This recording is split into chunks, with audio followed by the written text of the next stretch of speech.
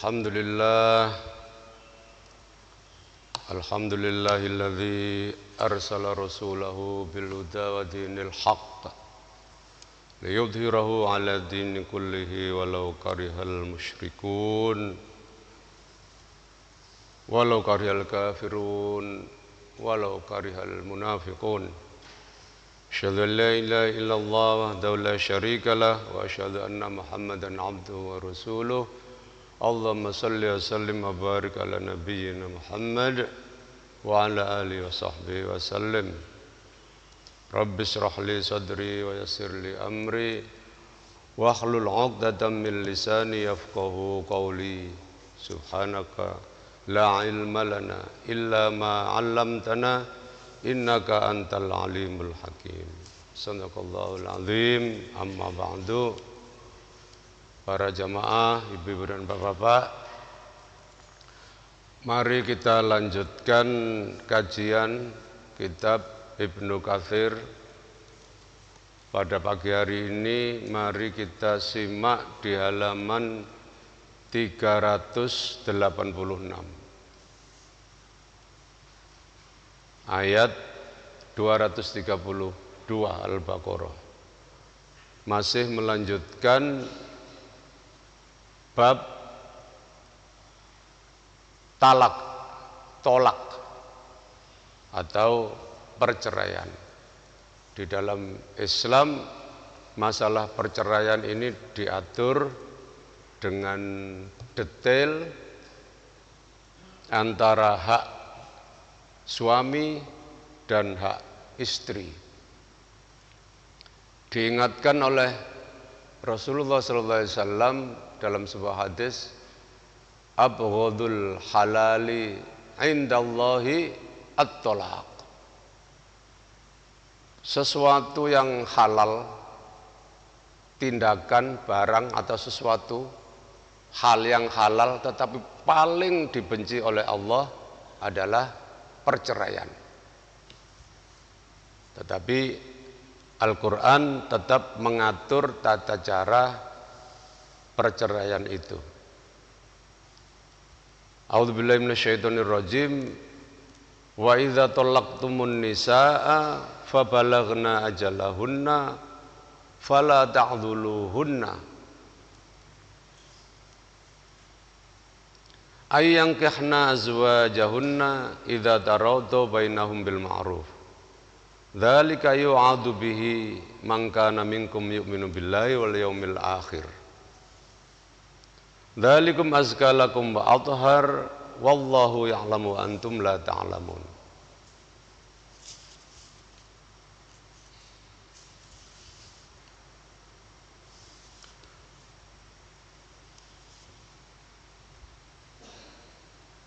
Wa idza talaqtumun nisaa lan nalikane sira kabeh padha megat ing wong-wong wadon, fabalaghna mongko tumekakno, mongko nyampekno ajalahunna ing batas iddahe wong wadon, fala ta'dhuluhunna mongko aja nyegah sira kabeh maring wong-wong wadon ayyankihna yento nikah sapa wong wadon azwajahunna ing pira-pira bakal bojone wong wadon idza taradha nalikane padha seneng sapa wong wadon bainahum ing antarane wong lanang karo wong wadon bil ma'ruf kelawan cara kang bagus.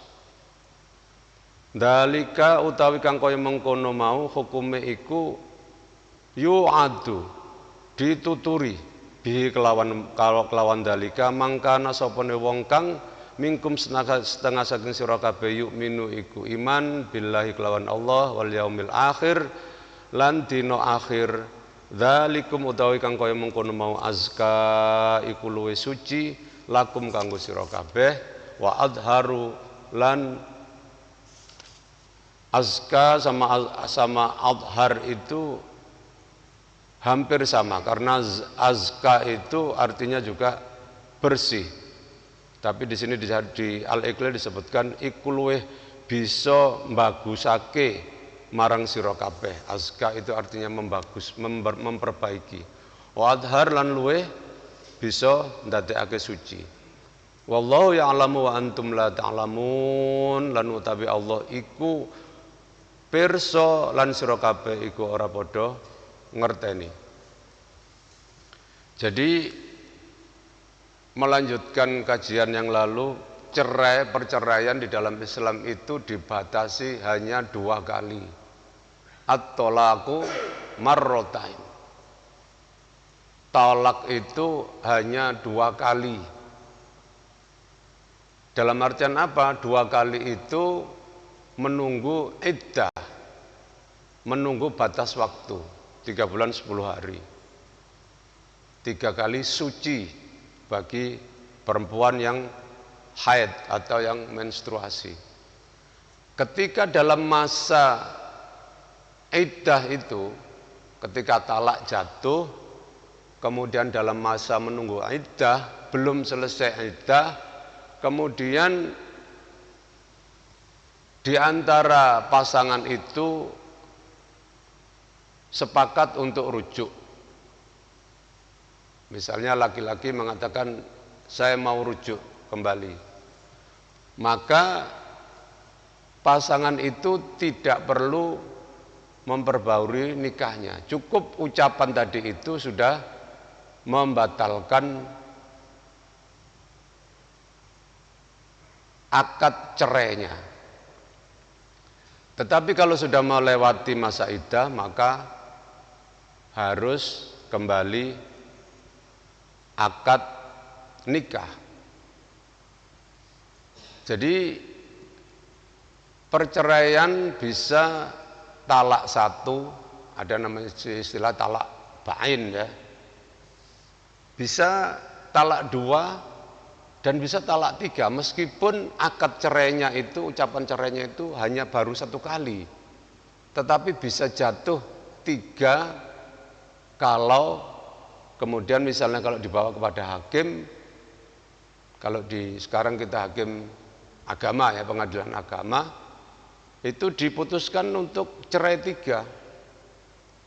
Jadi meskipun akadnya 1 kali, tapi kalau cerainya itu sudah diputuskan sebagai talak 3, maka hukum talak 3 itu berlaku.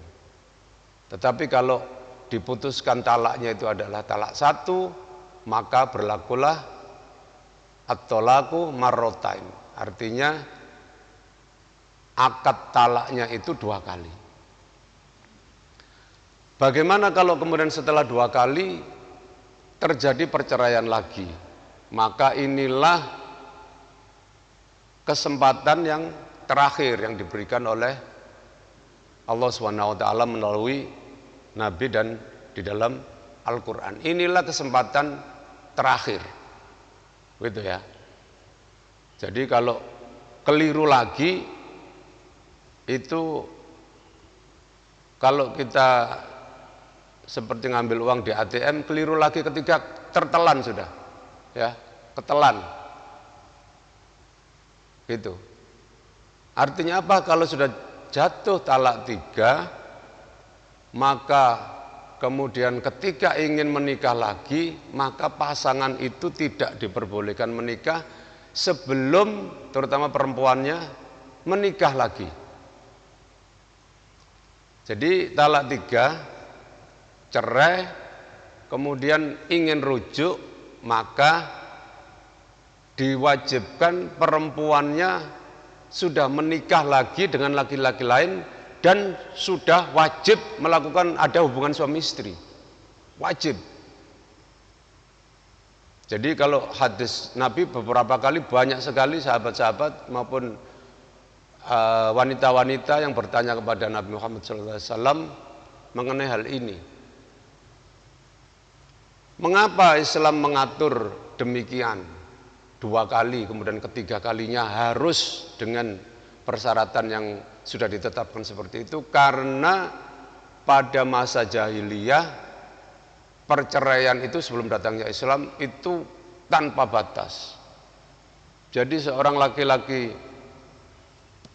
kafir atau musyrik Quraisy itu bisa mencerai istrinya berapa kali pun. Cerai rujuk, dinikahi lagi, bahkan sampai ada yang menyombongkan diri, aku bisa menceraikan kamu 100 kali. Makanya kemudian Islam datang dan menetapkan syarat dan ketentuan berlaku bagi cerai itu adalah 2 kali, dan ketiga kalinya tidak boleh lagi menikah rujuk sebelum perempuan itu menikah lagi dengan laki-laki lain dan sudah melakukan hubungan suami istri. Dan persyaratannya ketat. Rasulullah SAW dilapori, diwaduli oleh seseorang, oleh sahabat, bahwa karena mantan suaminya ini menyesal, ingin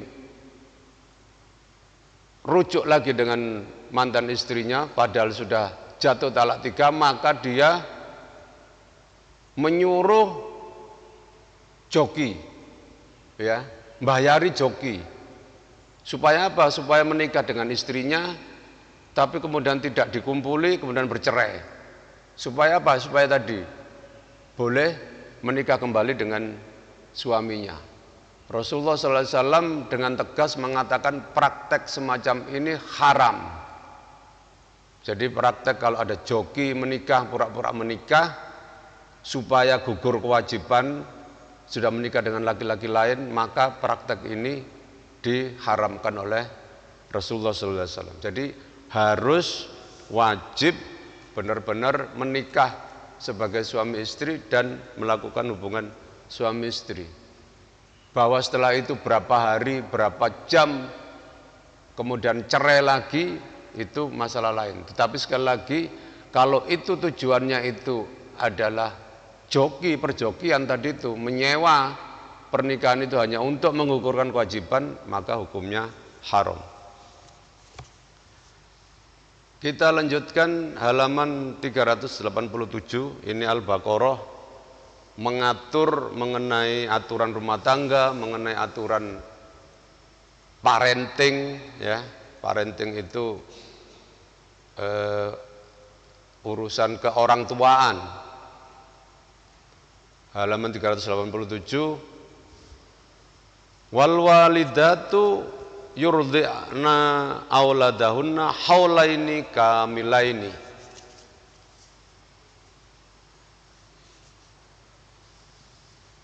Lan utawi pira-pira wong wadon kang duweni anak.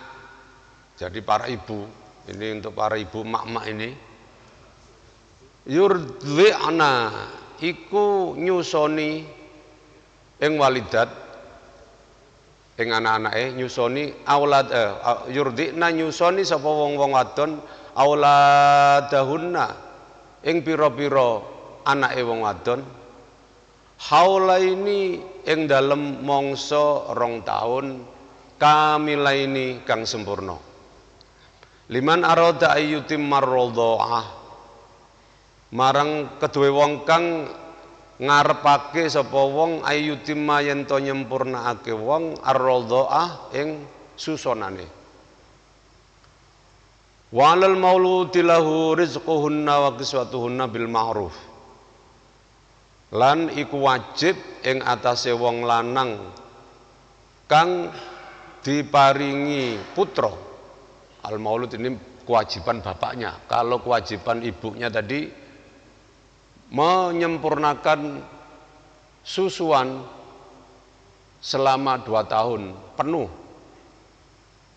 Walal mauludi lahu rizquhunna wa kiswatuhunna bil ma'ruf. Lan ing atase wong lanang kang duweni anak, lahu wajib kanggo wong lanang rizquhunna, mewehi nguwahi rizki marang wong wadon, wa kiswatuhunna lan nguwahi pakaian marang wong wadon bil ma'ruf kelawan cara kang bagus. La tukallafu nafsun illa wus'aha, lan ora bebani, orang ngaboti nafsun ing awak-awak apa awak-awakan illa wus'aha kejaba sesuai kekuatane nafsun. kejaba ing dalem kekuatane nafsun. La tudharra, ora kena melaratake itu menyulitkan.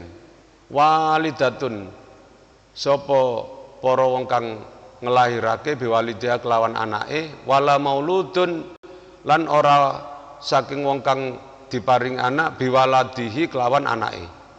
Walal warithi mislu dzalik, lan ing dalem urusan waris mislu dzalika iku sepadane kang kaya mengkono. Fa in arada fisolan moko lamun ngarepake fisolan ing menyapih ya. Antarodin yen to padha-padha ridho minhuma saking karone wong lanang karo wong wedok, wa tasyawurin lan musyawarah, fala junaha alaihima mongko ora ana dosa ing atase wong loro.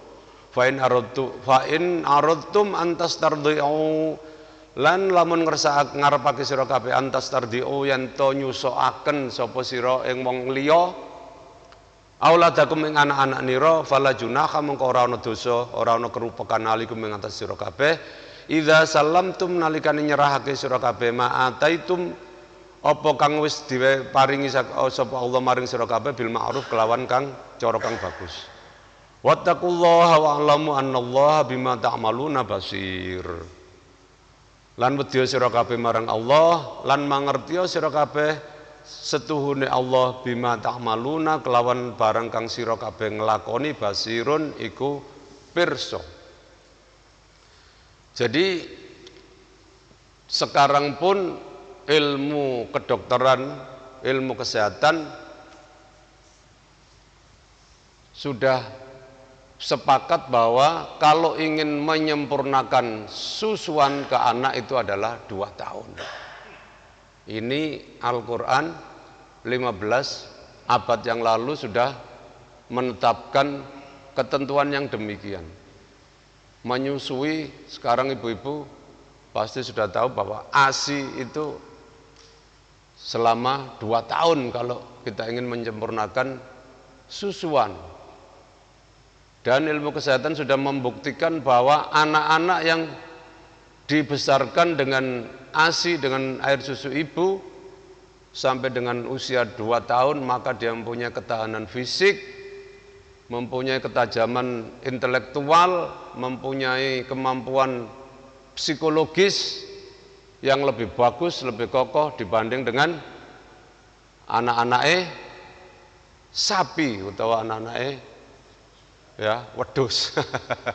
Ya enggak ya, ini kan substitusi ya, gantinya kalau enggak ada ASI ya wis gak apa-apa ya, disusoni sapi itu kalau padahal itu ada hukumnya itu ya. Ini biasanya kiai-kiai dilanggar itu guyon, kalau nek anakmu mbok susune sapi, anakmu itu jenenge dulur rodho'ah, dulur ambek sapi, gak oleh rabi ambek sapi gitu ya.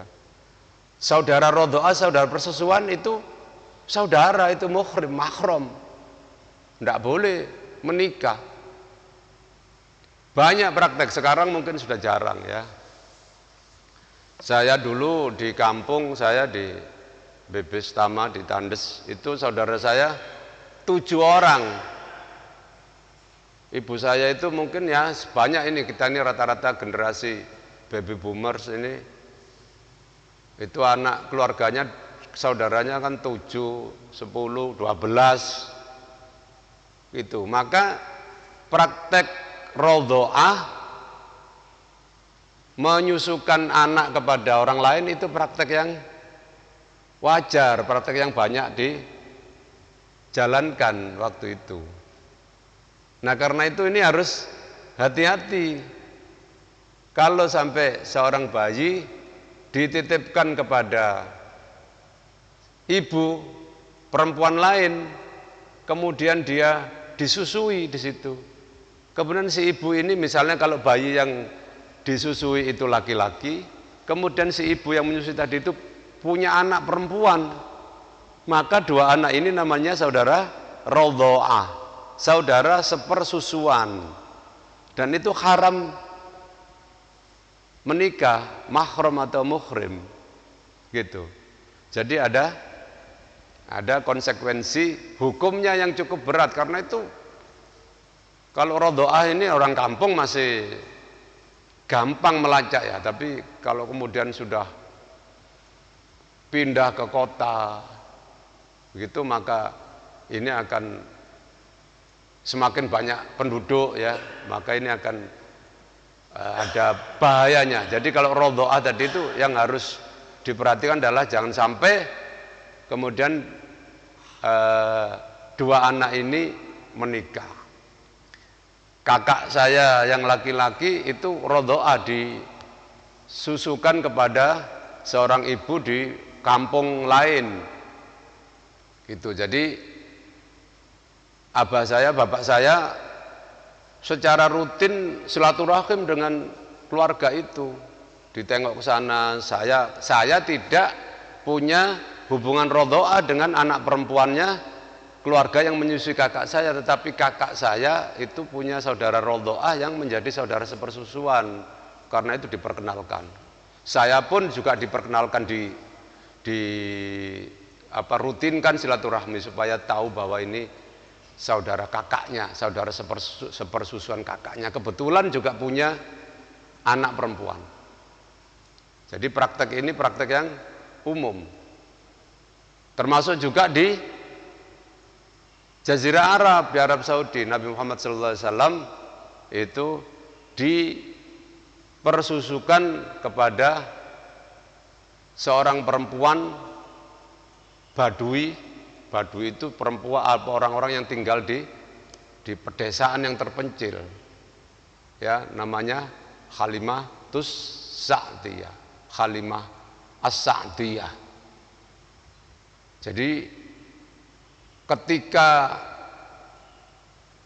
banyak bayi-bayi yang lahir di Mekah itu dulu ceritanya, nah perempuan-perempuan Badui itu keliling ke kota ya, Mekah kan kota. Perempuan-perempuan Badui ini keliling kemudian mencari, menawarkan diri, mana ada bayi yang mau disusui, begitu. Kalau saya membaca kisah kelahiran Nabi Muhammad SAW, maka Halimatus Sa'diyah ini dari satu desa Badui yang terpencil, ini digambarkan perempuan desa yang sehat tapi kulitnya hitam, ya maklum lah ya. Kalau glowing ya pasti bukan perempuan desa ya, yang perawatan. Ya maklum ini perempuan desa ya begitu itu, tapi dia badannya sehat. Halimatus Sa'diyah ini keliling menawarkan diri, tapi teman-temannya sudah pada laku, pada dapat susuan. Halimatus Sa'diyah ini belum kebagian, sehingga kemudian ini kelihatannya sudah habis ini. Waduh, tahun ini saya tidak bisa mendapatkan anak susuan. Kenapa demikian? Karena ini kan berbayar. Jadi di sini pun disebutkan di dalam Al-Quran, kalau kita menginginkan, menghendaki untuk menyusukan anak kita kepada orang lain, maka kita boleh membayar. Ya memang itu jasa ya, jadi jasa, jadi boleh berbayar. Nah Halimatus Sa'diyah, karena kalau musim-musim tertentu seperti itu paceklik, ya di Arab Saudi selalu paceklik, panas, tetapi ada musim-musim tertentu yang hewan itu juga tidak bisa mengeluarkan susu, ya, cuaca itu panas, keras, sehingga mereka kan nomaden, berpindah-pindah satu tempat ke tempat yang lain. Nah kemudian sampai pada hampir putus asa, tiba-tiba dia mendengar suara bayi yang menangis, maka diketuklah pintu itu, dan Siti Aminah ketika itu juga melihat ada seorang wanita, dan maka kemudian diserahkanlah bayi itu, yaitu Muhammad, kepada perempuan itu, maka kemudian dibawalah bayi itu ke tempat persusuannya. Gitu. Praktek ini kalau di Mekah ini bukan sekedar tadi itu, orang-orang desa kan masih murni ya, masih bersih, sehat, mungkin cuacanya juga belum polusi seperti di kota, gitu. Jadi selama 2 tahun itu betul-betul diasuh dengan atmosfer desa, menjaga kemurniannya, kesehatannya, makanannya belum banyak campuran-campuran apa kayak di kota ya. Ibunya panganannya cilok, cireng kayak gitu ya. Makanya anak-anak kita sekarang bayi-bayi ya penyakitnya aneh-aneh. Oh, ada yang autis, ada yang zaman dulu itu masa ada orang autis itu enggak ada ya. Ya. Nah, anak tingkai wakai ya paling arek iki betik anjane gitu ya. Arek betik aja. Sekarang kan bukan, anak yang betik itu disebut autis. Ya bahkan autisnya macam-macam. Nah, ini karena kalau mau ngatasi ini ya rodoah tadi ya, dibawa ke desa, disusukan kepada ibu-ibu atau perempuan-perempuan di desa. Itulah yang dilakukan pada masa itu. Itu tujuannya supaya bersih, supaya sehat, lingkungannya bagus selama 2 tahun. Dan yang paling penting lagi apa? Orang-orang desa, orang Baduy itu bahasanya, bahasa Arabnya masih murni bahasa desa. Belum terpengaruh bahasa-bahasa lu gue gitu. Nggak ada, bahasanya masih bahasa Arab yang fushah. Fushah itu masih asli, bahasa Arab yang asli, tidak terpengaruh oleh bahasa-bahasa kota. Itu termasuk begitu pendidikannya, supaya dia ketika awal-awal mengetahui bahasa itu bahasa Arabnya bahasa Arab yang fushah, bahasa Arab yang murni. Kita lanjutkan. Jadi diasuh selama 2 tahun, dan kalau kemudian diputuskan untuk menyapih maka itu diperbolehkan asal suami istri sama-sama bersetuju dan sama-sama berunding untuk kebaikan keluarga itu. Kita lanjutkan di halaman 392.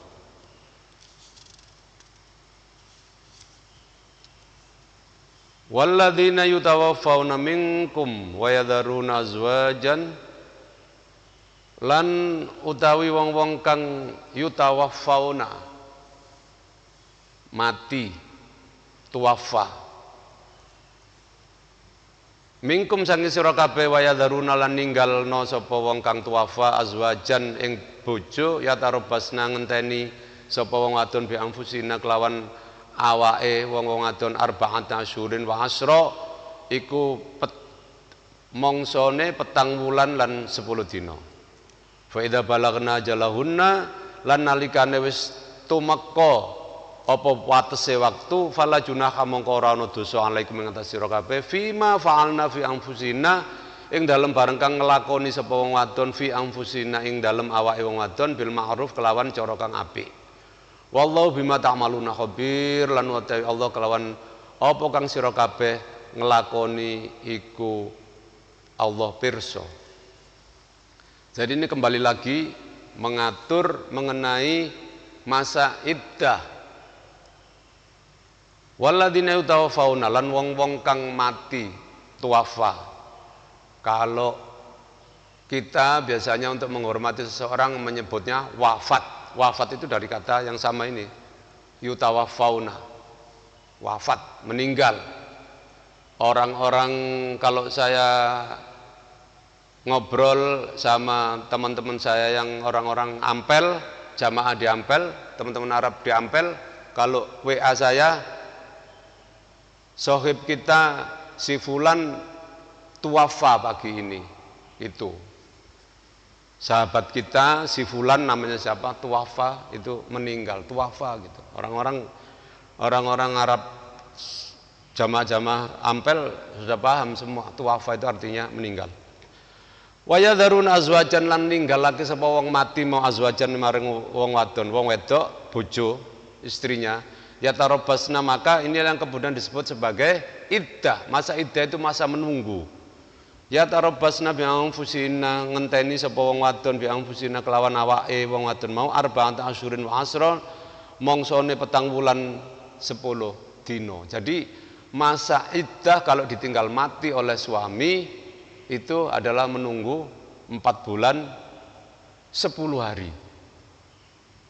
Fa idza balagna ajalahunna, dan ketika masa iddah itu sudah selesai, maka perempuan-perempuan itu diperbolehkan untuk berdandan kembali. Jadi tata cara ini pun agama Islam mengatur ini karena pada masa jahiliyah itu perempuan yang ditinggal mati oleh suaminya itu diisolasi sampai 1 tahun. Tidak boleh keluar, tidak boleh berhubungan dengan dunia luar, ya, sampai 1 tahun. Maka kemudian Islam mengatur 4 bulan 10 hari. Dan ketika masa berkabung, masa iddah itu tidak boleh memakai perhiasan, tidak boleh paes, berhias, tidak boleh memakai wangi-wangian yang bisa menarik perhatian lawan jenis. Dia juga tidak boleh keluar dari rumah, dalam artian keluar kalau untuk kepentingan-kepentingan yang mendesak boleh, tetapi kalau keluar kemudian misalnya untuk pamer ke mall, itu tidak diperbolehkan selama masa iddah ini 4 bulan 10 hari. Tetapi ketika masanya sudah selesai, maka perempuan diperbolehkan untuk kembali berhias, dibolehkan kembali keluar rumah untuk misalnya kalau dia menghendaki ingin menikah lagi, maka orang-orang yang punya hak terhadap perempuan itu, misalnya orang tuanya atau keluarganya, itu tidak diperbolehkan untuk menghalang-halangi. Itu hak setiap wanita setelah selesai masa iddahnya untuk kemudian mencari jodoh lagi, untuk mendapatkan jodoh lagi. Kita lanjutkan di halaman 396. Wala junaha alaikum fima arradtum bihi min hadbatin nisa'i au aqnantum fi anfusikum. Lan ora ana dosa, ora ana kerupekan. Di al-iqlil selalu junah itu diterjemahkan sebagai kerupekan. Kerupekan itu bisa berarti kesulitan, tapi kalau kita lihat terjemahan di sini, ya coba kita lihat terjemahan bahasa Indonesia, dan tidak ada dosa bagi kamu. Junah itu sering diartikan sebagai dosa. Lan ora ana dosa ing atase sira kabeh fima arradtum bihi, ing dalem barang kang ngarepake sira ing nglamar ing wong wadon. Ya, arradtum ngarepake sira kabeh bihi min hidbatin nisa'i, saking nglamar ing wong wadon, au aknantum utawa nyingitake, nyembunyiake sira fi anfusikum ing dalem awak nira kabeh. Apakah boleh seorang laki-laki itu setelah perempuan itu melewati masa iddah langsung melamar? Boleh, asal sudah melewati masa iddah. Boleh terang-terangan, boleh tidak, menyembunyikan lah artinya ya. Tetapi diingatkan oleh Allah di sini, alimallahu annakum satadhkurunahunna. Allah pirsa annakum stune sira kabeh satadhkurunahunna, bakal eling-eling sira kabeh marang wong wadon, walakin lan tetapine la tuaidu aja janjeni hunna ing wong wadon sirron apa ngawini ing wadon illa antakulu qala ma'rufa, kejaba yen to sira ngucapake kelawan ucapan kang bagus. Wala ta'zimu, lan aja ngarepake sira kabeh, azimu itu azam itu artinya berketatap hati, uqdatan nikahi, kang nganggo ikatan nikah, hatta yablughal kitabu ajalahu, sehingga sampai apa ketetapan Alkitab itu kewajiban ajalahu ing mongsone. Wa'lamu annallaha ya'lamu ma fi anfusikum, lan ngerti sira kabeh setuhune Allah iku pirsa ma fi anfusikum ing dalem barang kang ing ana ing awak nira kabeh, fakhdaruhu mongko wedya sira kabeh ing Allah wa'lamu lan ngerja sira annallaha astuni Allah ghafurun iku maha pangapura halimun lan maha welas. Tadi melamar perempuan yang sudah melewati masa iddah boleh, terang-terangan secara langsung boleh, sembunyi-sembunyi ngarep nodok kepengin seneng, kata Allah ya ndak apa-apa ngkon karep tapi gak wani. Tetapi Allah mengingatkan ya orang-orang seperti ini kan banyak menyebut-nyebut, sering ngerasani lah ya pada perempuan-perempuan yang janda. Nah, selama masa iddah, meskipun laki-laki itu katakanlah punya niat untuk menikahi perempuan yang janda, itu tidak boleh menyampaikan keinginannya itu baik secara langsung maupun tidak langsung. Nyemoni ya, turung-turung wis WA misalnya begitu, tidak boleh. Ketika masa perempuan itu masih iddah tidak boleh. Laki-laki itu dilarang betul untuk menyampaikan hasratnya baik langsung maupun tidak langsung. Wala ta'zimu uqdatan nikah hatta yablughal kitabu ajalahu, dan dilarang azam itu niat. Berniat pun sebelum perempuan itu sampai pada masa iddahnya tidak diperbolehkan. Wis nanti apalagi ngomong. Azam itu artinya keinginan, berniat. Ya. Orang-orang zaman dulu, kakek saya, bapak saya juga masih juga. Aku ngazam apa nang Surabaya engko. Ngazam maksudnya aku niat. Aku apa nang Surabaya itu ngazam. Azam dari kata azam, ngazam. Jadi tadi ya, ditunggu dulu sampai selesai masa iddahnya. Kita lanjutkan 398, ini masih sama soal perceraian, soal iddah. La junaha alaikum in talaqtumun nisaa ma lam tamassuhunna aw tafridhu lahunna fariidhah wa mati'uhunna 'alal musii qadaru wa 'alal muqtiri qadaru mata'am bil ma'ruf haqqan 'alal muhsinin. Bagaimana kalau seorang laki-laki menceraikan perempuan tapi dia belum melakukan hubungan suami istri, kemudian dicerai? Banyak terjadi seperti ini zaman dulu ya. Bagaimana dengan maharnya?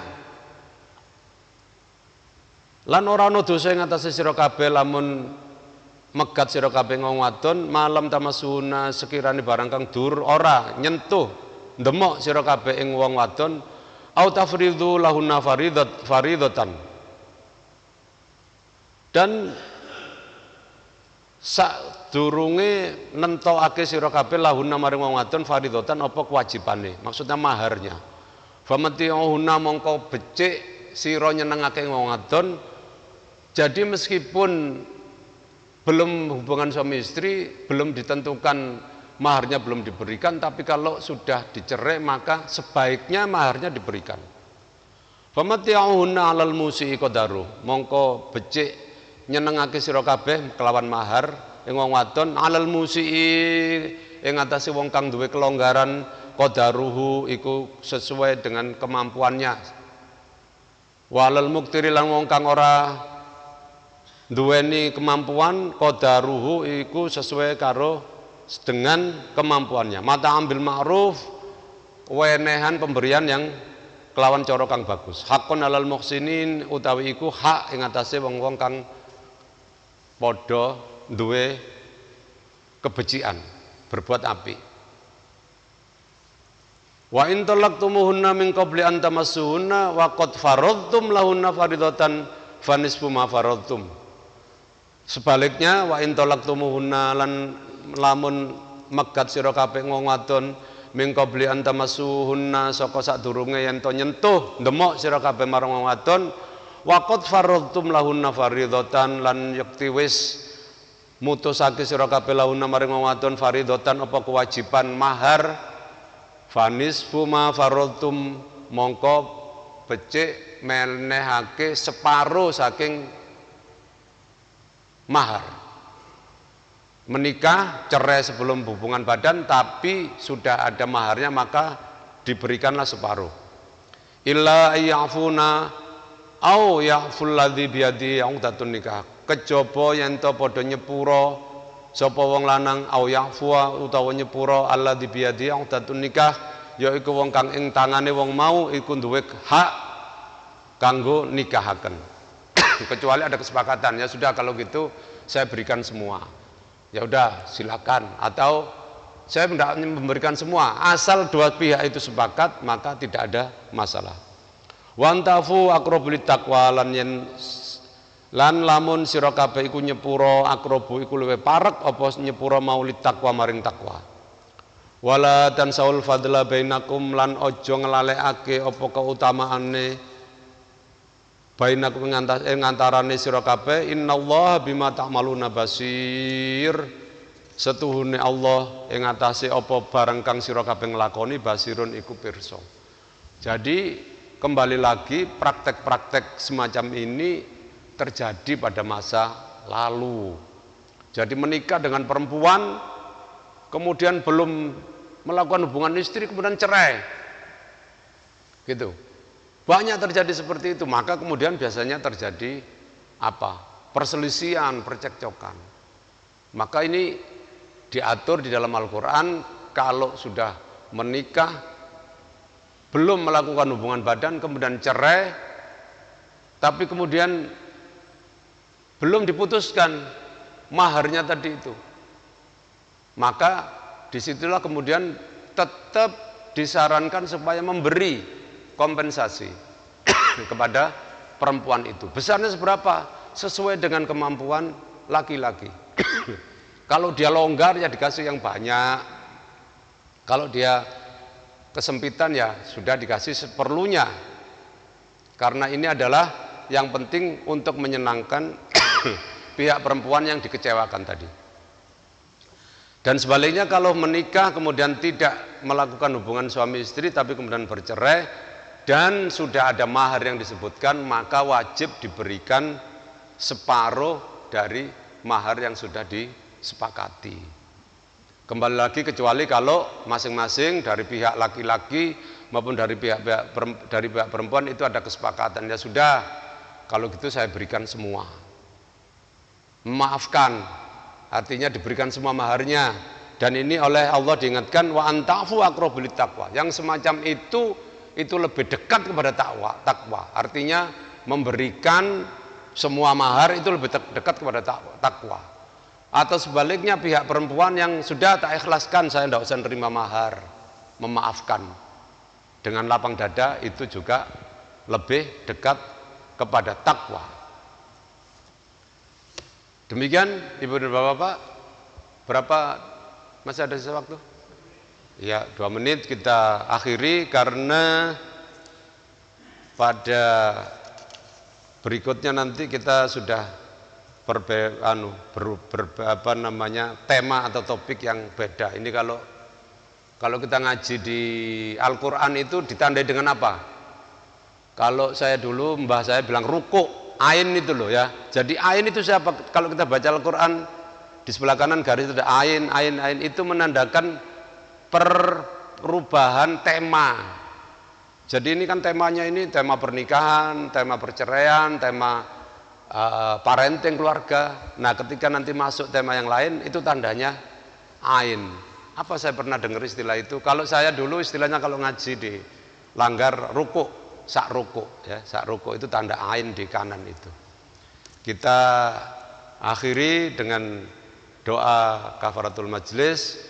Subhanakallahumma wa bihamdika asyhadu an la ilaha illa anta astaghfiruka wa atubu ilaik. Wassalamualaikum warahmatullahi wabarakatuh.